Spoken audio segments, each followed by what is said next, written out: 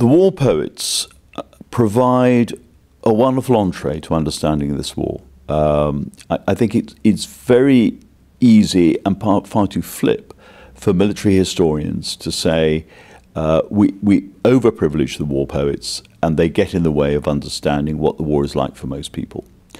I mean, I happen to think that's true. I think we do overprivilege them and they can get in the way of understanding the reality of the war for most people. But that isn't to say that they don't have enormous insight and they don't convey to something to us that is very important. What I'm less sure about is whether it necessarily conveys something to us that is specific to the First World War as opposed to all wars. I mean, you know, the essence of great poetry is its ability to have a universal resonance. And that's exactly what Wilfred Owen in particular is trying to achieve. I mean, dulciet decorum est is the old lie, he says, you know, and he's linking it to Horace. So he's, you know, by quoting Horace, he's linking it to Horace. So he's trying to put himself on a spectrum that runs over 2,000 years.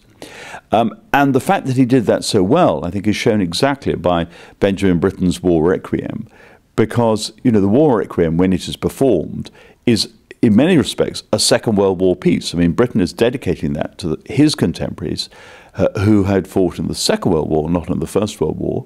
And the first performance is in Coventry Cathedral, which has been bombed in the Second World War. So it's a Second World War piece, and yet, of course, he uses Owen's words and the words of the First World War in order to illustrate that, or the words we associate with the First World War. So I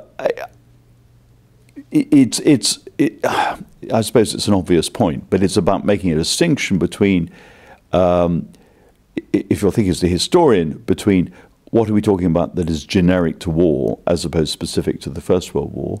And it's also about making a distinction between history and literature. If we use the war poets as history, I don't think that's necessarily a totally bad thing, because they did experience this war. Owen clearly, Sassoon clearly, are writing during the war. This is to that extent first-hand testimony. But they are also both poets who want to make their living and make their way in their world as poets.